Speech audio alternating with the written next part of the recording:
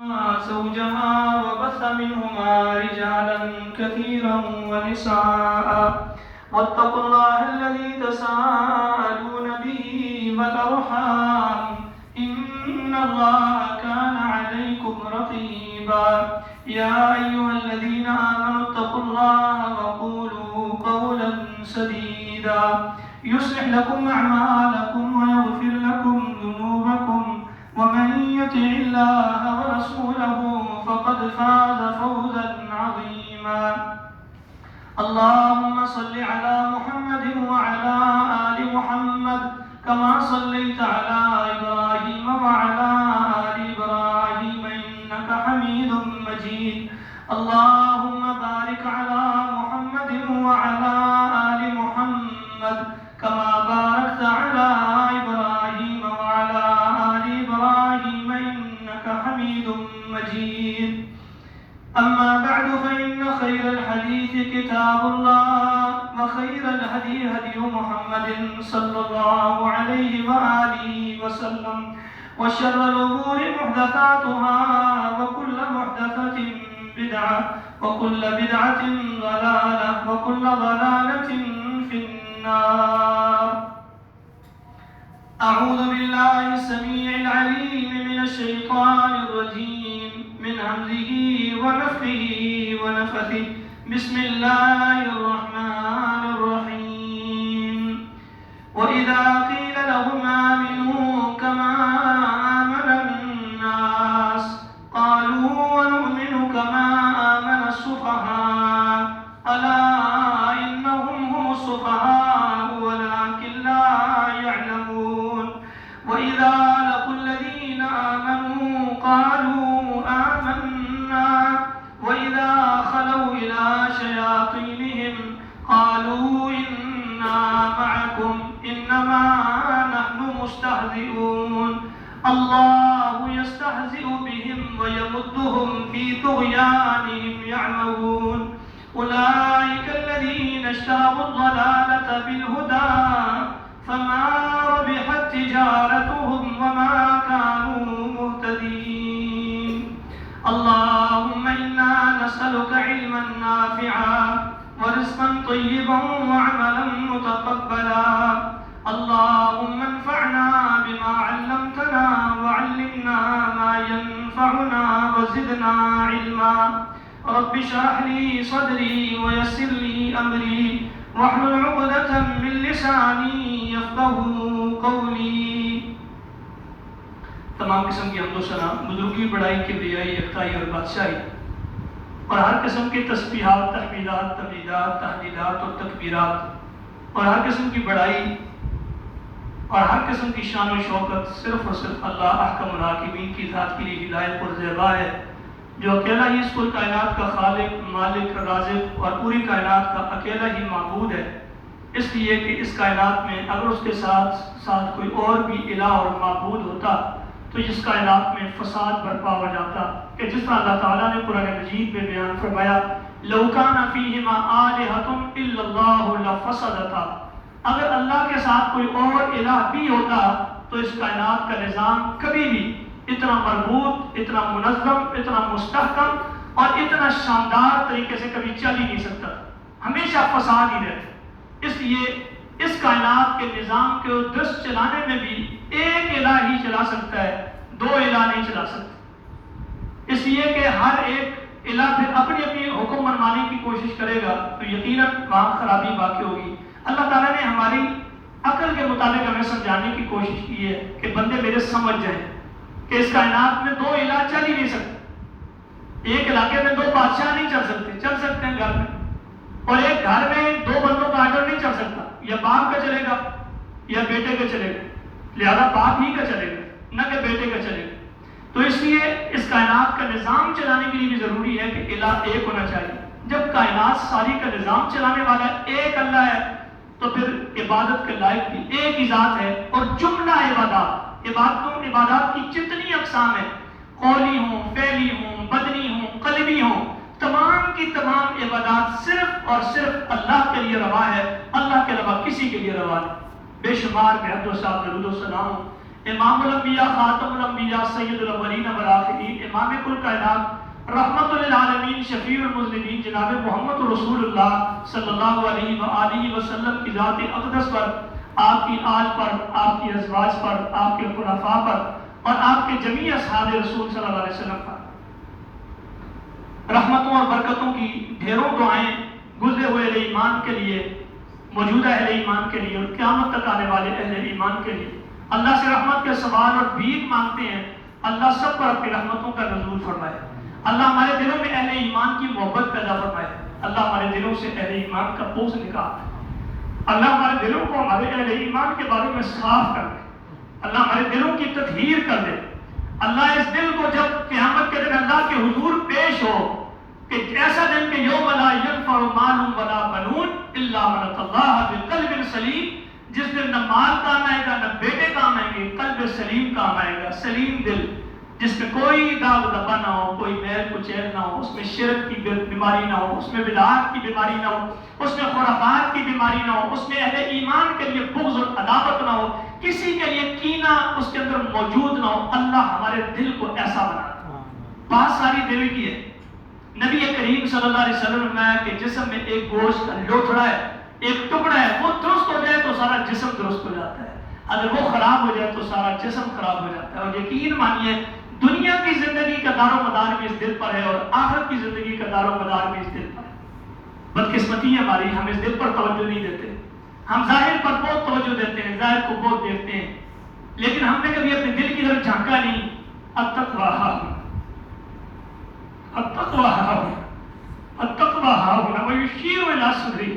3 مرتبہ نبی صلی اللہ علیہ وسلم میں تقویٰ یہاں ہوتا ہے، تقویٰ یہاں ہوتا ہے، تقویٰ یہاں ہوتا ہے۔ 3 مرتبہ آپ نے اشارہ کر کے اپنے سینے کی طرف کہا، لوگوں اس دل کی گویا کہ مجھے اور آپ کو سمجھایا ہے کہ میرے امتیوں اپنے دل پر بڑی توجہ کر، کہیں ایسا نہ ہو کہ اپنے چہرے کو آئینے میں دیکھ دیکھ کر کے اس کی تطہیر کا بندوبست تو کرتے رہو، دانتوں پہ برش مار مار کے اس کو صاف کرتے ہو، چمکاتے تو رہو، اس چہرے پر تیل لگا کر کنگھی مار کر کے اپنی داڑھی کو اپنے چہرے کو خوبصورت اور مزین کر کے دیکھ دیکھ کے خوش ہوتے رہو کہ اللہ نے مجھے کتنا خوبصورت چہرہ دیا ہے۔ اس چہرے سے زیادہ جو دل کا چہرہ ہے اس کی صفائی بہت ضروری ہے۔ ان آنکھوں سے زیادہ اس آنکھ کی بڑی اچھا ضرورت ہے، اس کان سے زیادہ ہمارا وہ جو دل کا کان ہے اس کان کو صاف رکھنے کی بڑی ضرورت ہے۔ واللہ ہمارا اگر کان سننے میں کام نہ کرو تو ہم دیکھ سکتے ہیں، پڑھ سکتے ہیں، زبان چلتی ہے، لیکن اگر دل کا کان بند ہو جائے تو اندر کیسے اترے گا؟ یہ راستے ہیں، لیکن ایک اگر دل کی بھی آنکھیں ہیں، دل کی بھی کان، جس کو بصیرت کہتے ہیں، دل کے بھی کان ہے، تو جہاں جس انسان کے دل کی آنکھ خراب ہو جائے، دل کے کان خراب ہو جائے، اس کا دل پر گندا ہو جائے، بنا وہ کیسے نجات پا سکتا ہے؟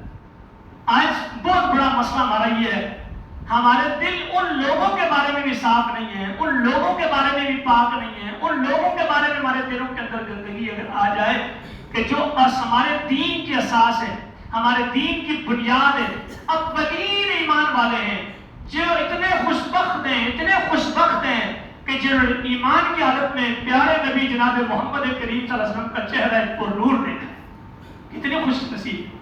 اللہ کی قسم ان کی زندگی کا ایک لمحہ، ایک گھڑی جو محمد عربی صلی اللہ علیہ وسلم کے ساتھ گزری ہے، ساری زندگی انسان جدوجہد اور کوشش کرتے اللہ کو منانے کی، اللہ کی قسم ہم سے ایک گھڑی کا مقابلہ بھی نہیں کر سکتے۔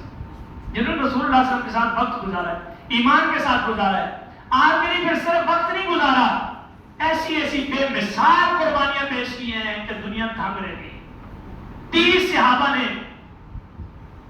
احد کے میدان میں اللہ کے نبی کے سامنے سیسا پڑائی ہوئی دیوار کا بند کر کے اپنے سینوں پر زخم کھائے، اور اس قدر کے ساتھ رضی اللہ تعالیٰ عنہ جیسے بندے کو اللہ کے نبی صلی اللہ علیہ وسلم ان کی بہادری، ان کی شجاعت، ان کی دلیری اور اپنے دشمن کے سامنے سیسا پڑائی ہوئی دیوار بند کر کے تیر برسا رہے تھے۔ محمد رسول اللہ کی زبان سے نکلا، ایسا تجھ پر مجھ محمد کے ماں باپ قربان ہو جائے۔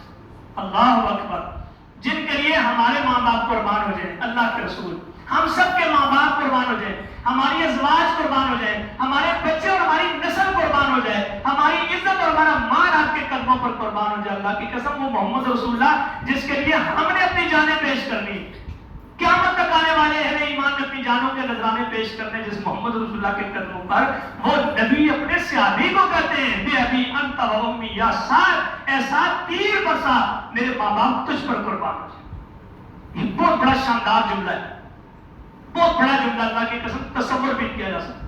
کہاں عبد الرحمن بن عوف کتنا عظیم انسان ہے کہ نبی کریم صلی اللہ علیہ وسلم کی پوری زندگی میں اگر کسی امتی کے پیچھے نماز پڑھی ہے وہ عبد الرحمن بن عوف ہے۔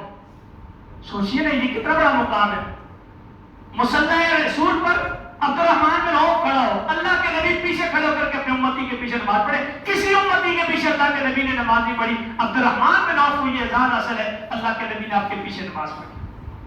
کسی وجہ سے آپ کی نماز تاخیر ہو گئی، کہیں نکل گئی، کوئی کسی کو ملنے کے لیے چلے گئے، واپس آئے تو عبد الرحمن بن عوف کو صحابہ نے آگے کر دی۔ ابوبکر صدیق نے بھی اللہ کے نبی کو نماز نہیں پڑھائی، باوجود بلند مقام حاصل کرنے کے، خلیفۃ المسلمین بھی ہیں، اللہ کے نبی کے وزیر اور مشیر بھی ہیں، اللہ کے نبی کی زندگی میں نمازیں تو پڑھائی ہیں لیکن صحابہ کو پڑھائی ہیں، اللہ کے نبی نے پیچھے نہیں پڑھی۔ عبد الرحمن بن عوف کو یہ اعزاز حاصل ہے کہ اللہ کے نبی نے آپ کے پیچھے نماز پڑھی۔ کتنی بڑی عزت کی بات ہے۔ یہ وہ صحابہ ہیں جن کے گن اللہ قرآن میں ایک دفعہ نہیں، کوئی قرآن کا پارہ ایسا نہیں جہاں عظمت صحابہ کی بات نہ ہو، جہاں ان کی شان و شوکت کی بات نہ ہو، جہاں ان کی کامیابیوں کی بات نہ ہو، جہاں ان کے ہدایت یافتہ ہونے کی باتیں نہ ہو، بلکہ اس سے اور آگے بڑھیے کہ اللہ تعالیٰ کی سنت اور اللہ کا طریقہ ہے، جب بھی کسی نے ان صحابہ پر طعن کیا ہے، تبرہ کیا ہے، برا بھلا کہا ہے، گالی گلوچ کی ہے، ان کے بارے میں نامناسب الفاظ کہے، اللہ تعالیٰ نے خود آگے بڑھ کر کے قرآن نازل کر کے اللہ نے اپنے نبی کے صحابہ کا دفاع کیا۔ کتنے بڑی اعزاز کی بات ہے۔ بدنصیبی ہماری، ہم لوگوں کا حال یہ ہے، ہم صرف گفتار کے مسلمان ہیں، کردار کے مسلمان نہیں ہیں۔ واللہ ہمارا یہ بہت بڑا المیہ ہے۔ ہماری زندگی میں رمضان آتا ہے، ہماری بحث شروع ہو جاتی ہے، چاند پہ بھی کتا کہ دوسری کتا، اور اس بحث میں ہمارا پورا مہینہ صرف ہو جاتا ہے۔ مفتی منیر صاحب نے ایک روزہ کھلا دیا، کوئی کہتا نہیں مفتی صاحب بالکل ٹھیک کیا، فلاں غلط ہے، وہ بلزئی صاحب غلط ہے، پورا مہینہ تقریباً اسی کشمکش میں گزر جاتا ہے۔ عید آتی ہے، پھر ہماری بحث چھڑ جاتی ہے، ایک روزہ کھا لیا گیا، چاند دوسری کا لگ رہا ہے، ہم اس سے پنج میں پڑ جاتے ہیں اور اتنی بحث کرتے ہیں، اتنی بحث کرتے ہیں، اور جو کام ہمیں رمضان میں کرنا چاہیے وہاں پر ہم کچھ بھی نہیں کرتے، وہاں ہم دنیا کو ترجیح دیتے، جہاں ہم اپنی زبان کو کنٹرول کرنا چاہیے نہیں کرتے، آنکھوں کو اپنے کنٹرول میں رکھنا چاہیے نہیں رکھتے، کان ہم اپنے کنٹرول میں کرنے چاہیے، ہم وہ بے لگام ہیں۔ ہمارے قدم، ہمارے ہاتھ، ہماری چمڑی، ہماری سوچ، ہماری فکر کی تربیت کا مہینہ ہوتا ہے، ہم نے کوئی تربیت نہیں لینی ہوتی سوائے پاس مباحثہ کرنے۔ رمضان گزرتا ہے، تھوڑے دنوں کے بعد حج کا مہینہ گزرتا ہے، حج کا موسم آتا ہے، وہاں پر بھی بات شروع ہو جاتی ہے، آج اب روزہ رکھنے اپنے چاند کے حساب سے، وہاں سعودیہ کے چاند کے حساب سے ایک نئی بات، پورے 10 دن اس بحث میں گزار دیں گے۔ لیکن وہ جو ایام جن کو اللہ نے قرآن مجید میں قسم کھائی والفجر والیال عشر، اتنے اہمیت کے دن کہ اللہ رب العزت کو ان 10 دنوں میں کیا جانے والا عمل، نیکی عام دنوں سے زیادہ محبوب اور پسند ہے، اور یہاں تک کہ عام دنوں میں نیکی کرنے والا بڑی سے بڑی نیکی بھی کرے، ان دنوں میں چھوٹی نیکی کرنے والے کا اجر و ثواب کو بھی نہیں پہنچ پاتا، حتیٰ کہ جہاد فی سبیل اللہ جیسے عمل کو بھی اللہ کے نبی نے ذکر کیا، لیکن ہم اس کو بھی ضائع کر دیتے۔ پھر اس کے بعد حج کا موسم آتا ہے، پھر اس میں بھی ہمارے عجیب و غریب قسم کے پاس بس حج کا سیزن گزرتا ہے، محرم کا آغاز ہوتا ہے، پھر یہ مہینہ تو پورا بس حسین یزید، حسین یزید، اسی بحث میں امت گزار دیتی ہے اس ایام کو بھی۔ اس بات میں کوئی شک نہیں ہے ہم حسینی ہیں، ہماری محبت ہے حسین کے ساتھ، یہ کیسے ممکن ہو سکتا ہے؟ اربوں خربوں یزید ہو، حسین کے قدموں پر قربان کر دیے جائے، بنا حسین کی کوئی مقابلہ ہے؟ جس حسین کے بارے میں میرے پیارے نبی کہتے ہیں حسین منی والا من حسین، حسین مجھ سے ہے، میں حسین سے ہوں، وہ حسین سبت من الاسباط، حسین میری نسلوں میں سے پوری نسل ہے۔ آپ اس کو یوں بھی کہہ سکتے ہیں جیسے اللہ نے قرآن مجید میں کہا ہے، اس کو ہم سادہ لفظوں میں بیان کریں، ان ابراہیم کان امتا، ابراہیم اکیلا ہی امت ہے۔ گویا کہ نبی صلی اللہ علیہ وسلم نے صرف اصل میں خاندان کو کہتے ہیں. یعنی یوں سمجھ لیں کہ اللہ کے نبی نے یوں کہہ دیا ہے میرا بیٹا حسین اکیلا ہی خاندان ہے, پورا خاندان ہے. خاندان کے مجموعے کی جو خوبیاں ہوتی ہیں نا وہ ساری میرے سے اکیلے بیٹے کے اندر موجود ہے. کیسے بڑا مقابلہ ہو سکتا ہے؟ لیکن اس سے بھی ہم نے کوئی نتیجہ اخذ نہیں کرنا ہوتا, ہم وہاں بحث کرنی ہوتی. اور اس بحث کا نقصان کیا ہوتا ہے؟ حسین اور یزید کی بات کرنے کے ساتھ ہی ہم نے یزید پر بحث شروع کی, پھر یزید سے ہم چلے امیر معاویہ پر. اس کو امیر اور اس کو مسلمانوں کا حاکم بنایا کس نے؟ جی امیر معاویہ نے. اچھا انہوں نے سب سے بڑی غلطی کی, امیر معاویہ سے کام بڑھتے بڑھتے بنو امیہ, اور بنو امیہ سے پھر سیدنا علی کے درمیان کا وہ سارا معاملہ, اور پھر چڑھتے چڑھتے چڑھتے ابو سفیان, اور پورا یہاں تک کہ پھر ابوبکر صدیق بھی, پھر عمر فاروق بھی, پھر عثمان بھی, اسی ساری ایک ہی نظر سے ان کو ایک پلڑے میں رکھ کر کے اپنے ایمان کا بیڑا غرق لوگ کر رہے تھے. اور جو کرنے والے کام ہیں وہ کوئی نہیں کرتا. جو اہل بیت کے دعوے کرتے ہیں اپنی زندگیوں اٹھا کر دیکھیں, ان کی زندگیوں میں اہل بیت کا رنگ نظر آتا ہے. جو ہم کو زیادہ ابو بکر و عمر عثمان کی, امی عائشہ اور حفصہ کی بات کرتے ہیں, ہماری زندگیوں میں ازواج مطہرات کی اور ہماری عورتوں میں ازواج مطہرات کی زندگی کا رنگ نظر آتا ہے. ہمارے خلفاء کی زندگیوں کا جو رنگ, جو نکھار, جو خوبصورتی, صبغۃ اللہ ومن احسن من اللہ صبغہ, اللہ کا رنگ جو ان کے اوپر چڑھا تھا, کیا میری زندگی میں اور آپ کی زندگی میں وہ رنگ نظر آتا ہے؟ کیا یعنی ہم کس منہ سے صحابہ کا نام لیتے ہیں, کس منہ سے خلفاء کی بات کرتے ہیں, کس منہ سے ازواج مطہرات کی بات کرتے ہیں, کس منہ سے ہم اہل بیت علیہ رسول خدمات رسول کی بات کرتے ہیں, کیا ہماری زندگی میں لوگوں کا رنگ بھی پایا جاتا ہے؟ جو کرنے والا کام ہے وہ آپ نے نہیں کرنا, جو نہ کرنے والے کام ہے اس میں ہم پڑے ہو. لوگوں نے اپنا مشغلہ بنا لیا صحابہ کی عزتوں سے کھیلنا, صحابہ کی پگڑیوں کو چھالنا, صحابہ کی پہنی, ان کے اختلافات اور تنازعات جو بشری تقاضے کے مطابق تھے. اور یہ یہود کی سازش تھی جو نام نہاد مسلمانوں کا لبادہ ہو کر کے ان سچے ایمان کو آپس میں لڑانا چاہتے تھے. آج ہم لوگوں نے ان صحابہ کرام کی عزت اور ناموس کی پرواہ کرنی بھی چھوڑ دی, اور جو خوبیاں ان کے اندر موجود تھی وہ ہم نے لی. آپ سوچئے کہ بھئی ہمارے اندر وہ رنگ نظر آتا ہے, ہماری غمیاں دیکھ لیں, ہماری خوشیاں دیکھ لیں, چھوڑیے ساری باتوں کو. انما ولیکم اللہ ورسولہ والذین آمنوا الذین یقیمون الصلاۃ ویؤتون الزکاۃ وهم راکعون. اس ایک عمل پر میں اور آپ اپنے آپ کو تول لیں, اور جو اہل بیت کی بات کرتے ہیں وہ بھی اپنے آپ کو تول لیں. ہم تو اس معاملے میں جو بڑا اہم ترین معاملہ ہے, اس میں بھی ہمارے اندر اہل بیت کا, خلفاء کا اور صحابہ کا رنگ نہیں ہے. احتساب کرنا چاہیے نا اپنا, ہمیں اپنا محاسبہ کرنا چاہیے. ہم کتنے پانی میں, خالی دعوے کرنے سے تو کچھ بھی نہیں بنے گا.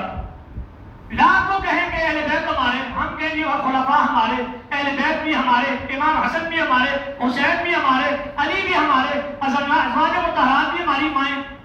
یہ دعویٰ کرنے سے تو کچھ بھی نہیں بنے گا جب تک ان کی زندگیوں کی وہ خوبصورت باتیں, وہ خوبصورت اعمال جن کو اختیار کرنے کی وجہ سے اللہ نے ان کو یہ عزت اور یہ سربلندی بخشی ہے, جب تک ہم اس تعلیم پر عمل نہیں کرتے. اولیاء اللہ کی ساری زندگی بندہ گن گاتا رہے.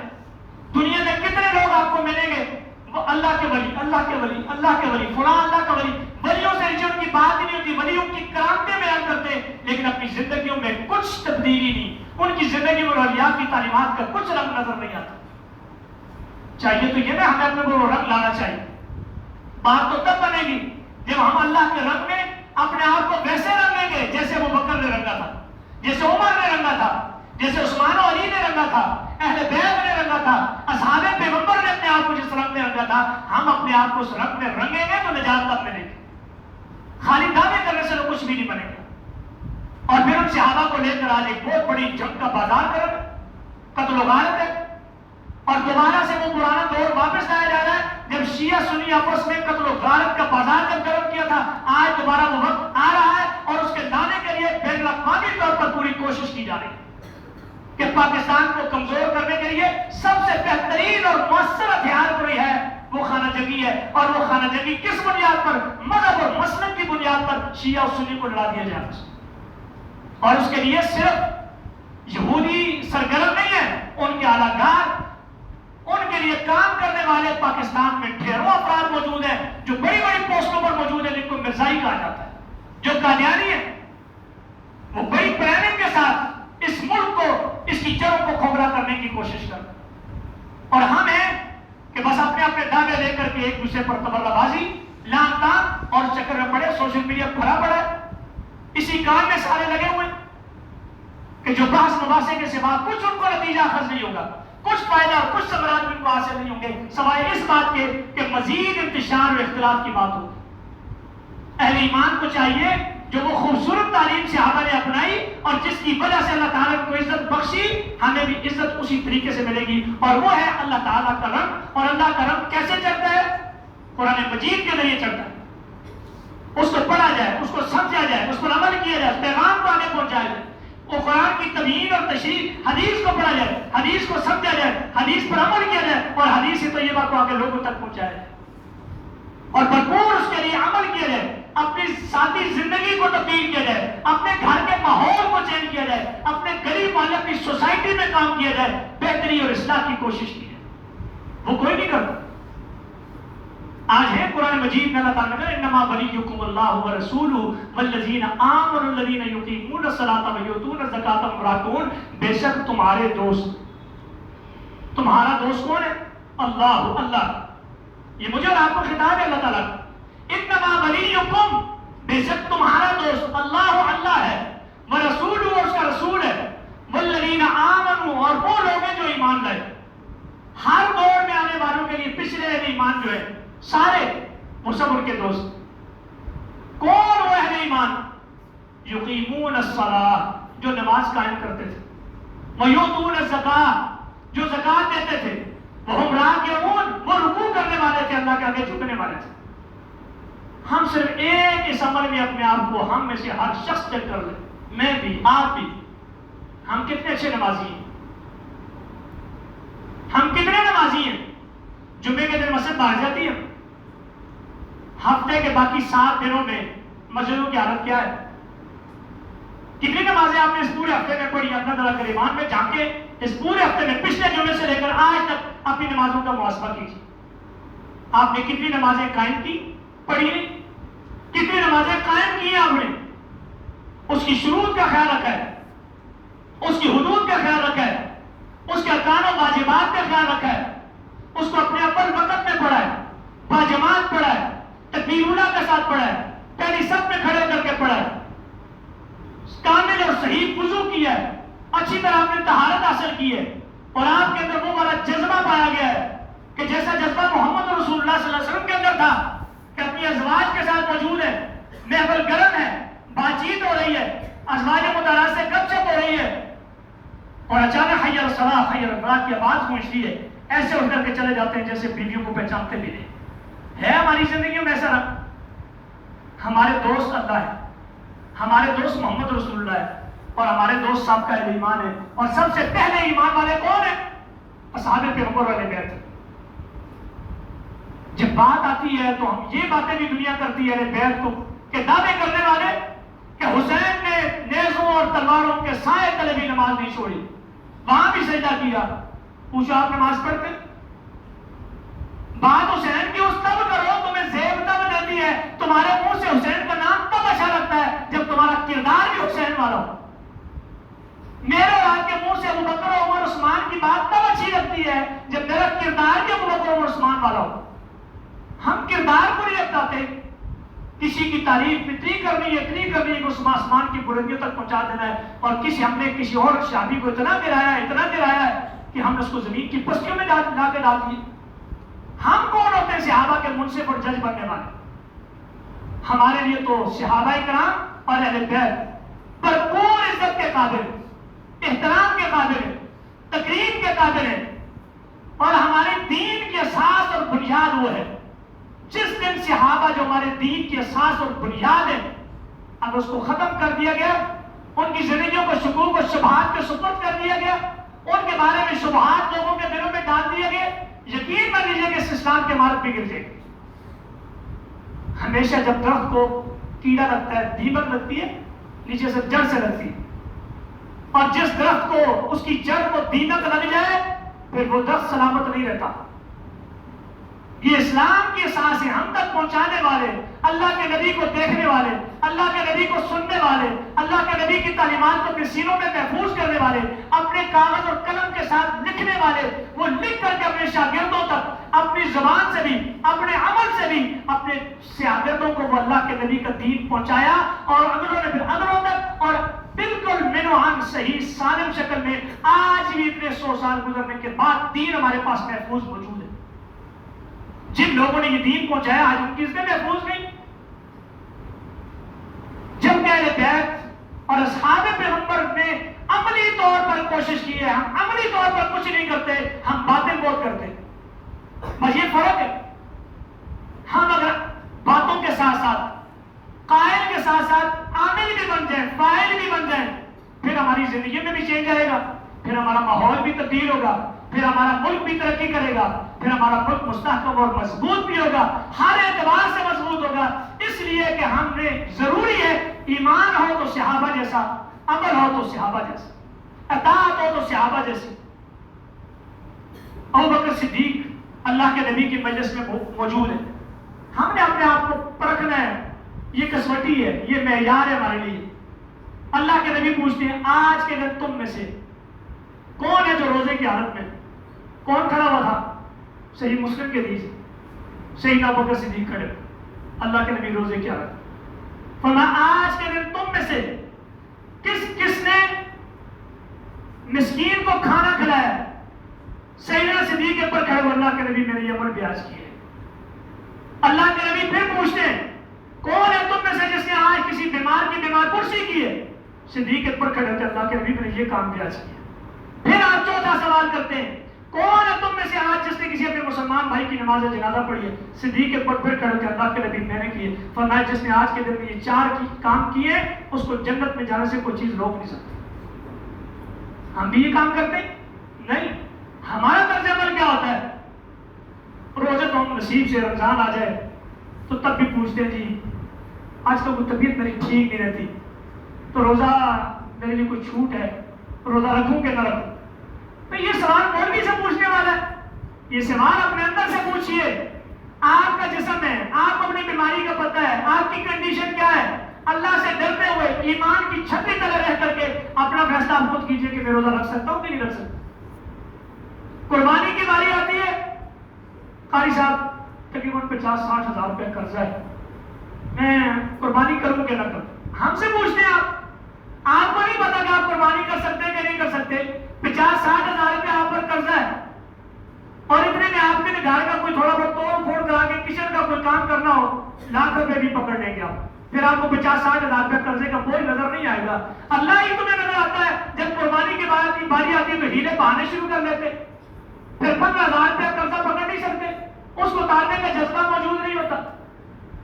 بیمار کی بیمار کرسی کی بات، چوک چوراہے میں مسلمان کو کھڑا کر کے کسی مسلمان کی پگڑی چھڑائیں، اس کی غیبتیں کروائیں، 6 گھنٹے بھی کھڑے ہو کر کے غیبت کر لیں گے، وہیں پر کھڑے اس مسلمان کو کہیں فلاں بھائی سینٹرل ہاسپٹل میں بیمار پڑے، آئے جاؤ ان کی بیمار کرسی کر، او میں لیٹ ہو گیا، آج آخری تاریخ تھی، بل جمع کروانا تھا، آج نہ بچوں کو، کل بچوں نے اسکول جانا ہے، آج یہ کرنا ہے، وہیں سے اس راستے میں چل پڑ۔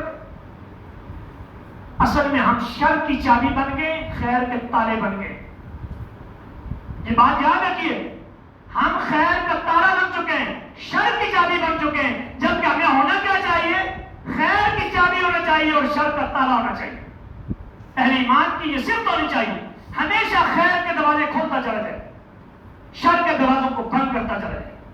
ایسا کبھی نہ ہو کہ مسلمان ہو اور پھر وہ شر کے لیے دروازہ بنے، چابی بنے، اور خیر کے لیے وہ تالے اور بند دروازے کی شکل اختیار کر جائے۔ ایسا نہیں ہونا چاہیے۔ اللہ رب العزت سے دعا کریں، اللہ مالک ہماری زندگیوں میں نکھار پیدا کر دے، اللہ ہمیں ایک اچھا اور پاک کردار مسلمان بنا دے۔ اللہ رب العزت ہماری جو اندر کمی کوتاہیاں ہیں، ہماری فکری کمزوریاں ہیں، ہماری ایمانی کمزوریاں ہیں، ہمارے اعمال کے اعتبار سے کمزوریاں ہیں، اللہ مالک ہماری ان کمزوریوں کو دور کر دے۔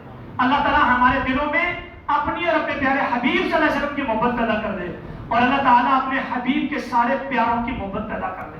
وہ اہل بیت کی صورت میں ہو، اللہ ہمارے دلوں میں ان کا مقام اور مرتبہ پیدا کر دے، اور جو ازواج مطہرات کی صورت میں ہماری مائیں ہیں، اللہ ہمارے دلوں کو مرتے دم تک ان کے بارے میں دلوں کو صاف رکھنے کی توفیق عطا فرمائے۔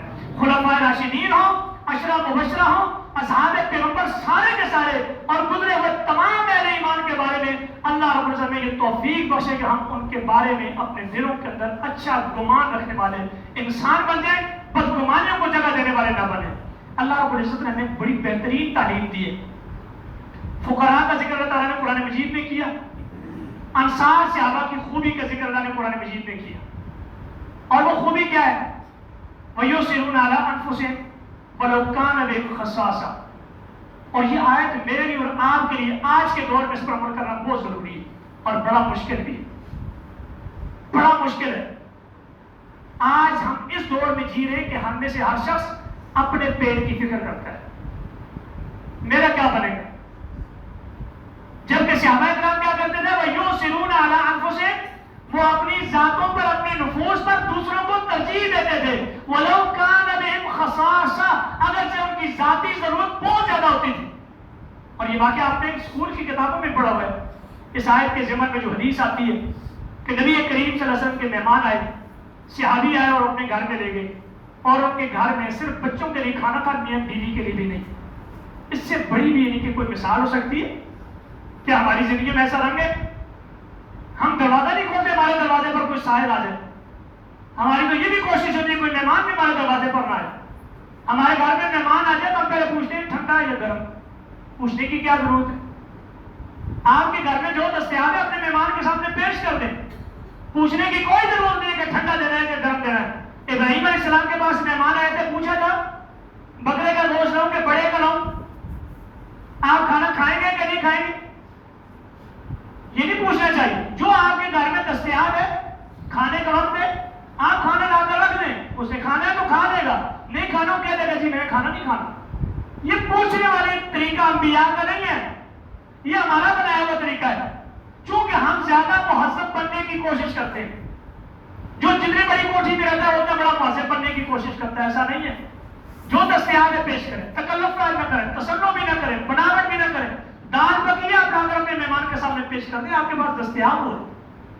ہم چونچلوں میں پڑ گئے، تصنع اور تکلف اور بناوٹ ہماری زندگی میں آ گئی، سادگی کو اختیار کریں۔ اور وہ جو حدیث ہے وہ صحابی اپنے گھر میں لے گئے، رات کو ان کے گھر میں صرف بچوں کے لیے کھانا تھا، اور اس نے اپنی بیوی سے کہا کہ کھانا بنا کر کے تم پیش کر دینا اور کسی بہانے سے چراغ کو بجھا دینا۔ میں مہمان کے ساتھ کھانا کھانے کی جیسے آوازیں نکالتے ہیں ایسے محسوس ہو کر اس کو کھانا کھا رہا ہوں، جبکہ میں نہیں کہوں گا مہمان پیٹ بھر کر کے کھانا کھا رہا، اور اس مہمان کو پیٹ بھر کر کھانا کھلایا۔ آسمان والے رب کو اتنی ادا پسند آئی، محمد رسول اللہ پر قرآن اتارا۔ یہ ہیں وہ لوگ جنہوں نے اپنے کردار سے اپنی عزت کو بڑھایا ہے۔ ہم چاہتے ہیں ہینگ بھی نہ لگے، پھٹکری بھی نہ لگے، رنگ چوکھا چڑھے۔ اس طرح رنگ نہیں چڑھتا، رنگ چڑھتا ہے کردار سے۔ اپنی زندگیوں کو بدلیں، صحابہ کی زندگیوں کا مطالعہ کریں، اپنی بیویوں کو، اپنی بیٹیوں کو ازواج مطہرات صحابیات کی سیرت پر لکھی ہوئی کتابیں پڑھائیں اپنے بچوں کو۔ اتنا پیسہ آپ اپنے بچوں پر دنیا کے لیے خرچ کرتے ہیں، آپ اپنے بچوں کی آخرت کے لیے خرچ کیوں نہیں کرتے؟ آپ اپنے بچوں کی کردار سازی کے لیے خرچ کیوں نہیں کرتے؟ جسموں کو پال رہے ہیں، روحوں کو آپ ان کے کمزور کر رہے ہیں۔ کیسا باپ ہے، کیسی ماں ہے، کیسا خاندان آپ تعمیر کرنے جا رہے ہیں، آپ اپنے بچوں کو آپ ان کی کردار سازی کیوں نہیں کرتے؟ یہ جتنے لٹیرے ڈاکو آج ہمارے سروں پر مسلط ہیں، یہ امریکہ برطانیہ سے آئے ہیں، اسی ملک میں پیدا ہوئے ہیں، اسی مٹی کی ان کی پیدائش ہے، اسی گلی محلے میں رہے، انہی سکولوں میں پڑھے، اور پھر اس کے بعد چونکہ ہمارے یہاں کردار سازی نہیں ہوئی، پھر جب وہ کچھ پڑھ کر کے آکسفورڈ یونیورسٹی میں جاتے ہیں تو وہ 2 سالوں میں ایسی کردار ان کا بڑھاتے ہیں کہ وہ آ کر کے پھر ہمارے سروں پر مسلط رہتے ہیں۔ گھر کا سکول اولاد کے لیے بڑا ضروری ہے۔ اپنے بچوں کی تربیت اور کردار سازی آج کریں گے، کل کو آپ کے بچے اس ملک کی تعمیر میں کردار ادا کریں گے۔ اگر آپ ایسا نہیں کریں گے تو وہ اس ملک کی تخریب کاری میں صدار بنیں گے، چاہے وہ اس ملک کے لوٹنے والے کیوں نہ بنیں۔ اس لیے کردار کو اپنائیں۔ وَيُؤْثِرُونَ عَلَىٰ أَنفُسِهِمْ، اپنی ذاتوں پر دوسروں کو ترجیح دیں۔ ہم ترجیح دیتے ہیں اپنے بھائیوں کو؟ کبھی بھی نہیں دیتے۔ ہماری حال تو یہ ہوتا ہے کہ ہم کسی بندے کو چھوڑیے سارے باتوں کو، مذہبوں کی بات کر لیتے ہیں۔ کوئی اچھی آواز والا قاری آ جائے، مسجد کا امام اس کو مصلی پہ نہیں کھڑا کرتا، کہیں ایسا نہ کہ مسجد کی انتظامیہ میری چھٹی کروا دے گی۔ اس کی آواز پسند آ گئی تو میں تو گیا۔ یہ توکل ختم ہو چکا ہے۔ یہ اثار اور جذبہ اور یہ قربانی اور یہ ہمدردیاں آج ہمارے اندر موجود نہیں ہے، یہی ہماری ناکامی اور نامرادی کی وجہ ہے۔ اللہ مالک ہماری ان اسباب کو جو ہماری ناکامی کے اسباب ہیں اللہ کو دور کر دے، اللہ ہمیں متوکل اللہ بنا دے، اللہ تعالیٰ سے محبت کرنے والا بنا دے، رسول اللہ کا پیار کرنے والا بنا دے، اہل بیت ازواج مطہرات سے محبت اور اس محبت کے جو تقاضے اللہ تعالیٰ نے کو پورا کرنے کی توفیق عطا فرمائے۔ وآخر دعوانا الحمدللہ رب العالمین۔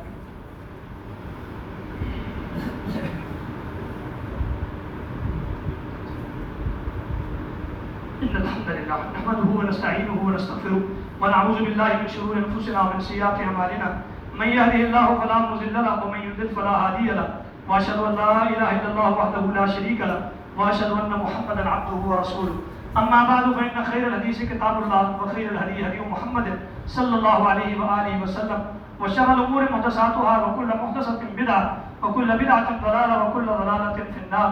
أعوذ بالله من الشيطان الرجيم إن الله وملائكته يصلون على النبي يا أيها الذين آمنوا صلوا عليه وسلموا تسليما اللهم صل على محمد وعلى آل محمد كما صليت على إبراهيم وعلى آل إبراهيم إنك حميد مجيد اللهم بارك على محمد وعلى آل محمد كما باركت على إبراهيم وعلى آل إبراهيم إنك حميد مجيد۔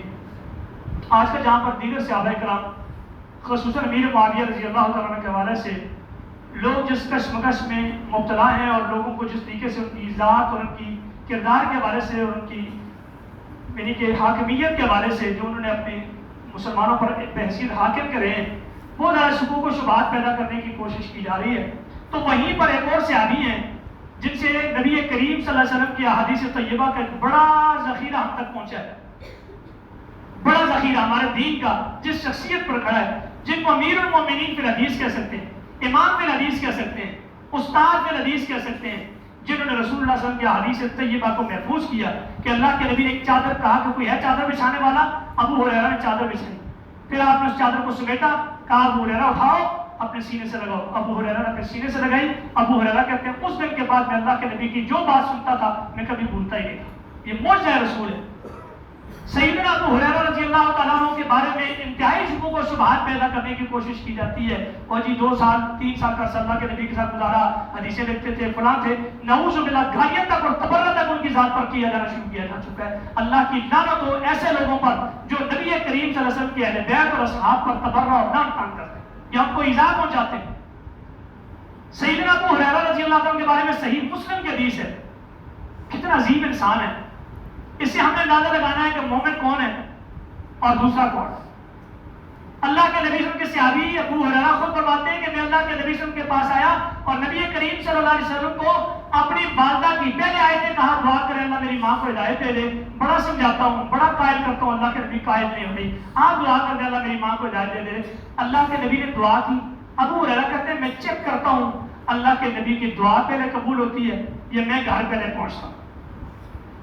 بھاگتے بھاگتے گھر پہنچے، اندر سے پانی گرنے کی، جیسے بندہ کوئی نہاتا ہے آواز آ رہی ہے پانی گرنے کی، ماں نے تھوڑی دیر بعد دروازہ کھولا، کہنے لگے ابو ہریرہ کلمہ پڑھو، کہتے ہیں کہ میں نے تو دیکھا کہ اللہ کے نبی کی دعا پہلے قبول ہو چکی ہے، ابو ہریرہ بعد گھر میں پہنچے، پھر دوبارہ واپس آئے، کہنے لگے اللہ کے رسول آپ نے میری ماں کی دعا کی ہے، میری ماں کو اللہ تعالیٰ نے ہدایت دی ہے، ایک دعا اور کر دیجیے، ادعو اللہ، اللہ سے دعا کیجیے یا رسول اللہ جتنے بھی زمین پر اہل ایمان ہیں اللہ مجھے اور میری ماں کو ان کے دلوں میں محبوب بنا دے، وہ مجھ سے بھی پیار کرے اور میری ماں سے بھی پیار کرے، اور صرف نہیں پھر کہا کہ تمام اہل ایمان کو میری نظروں میں محبوب بنا دے۔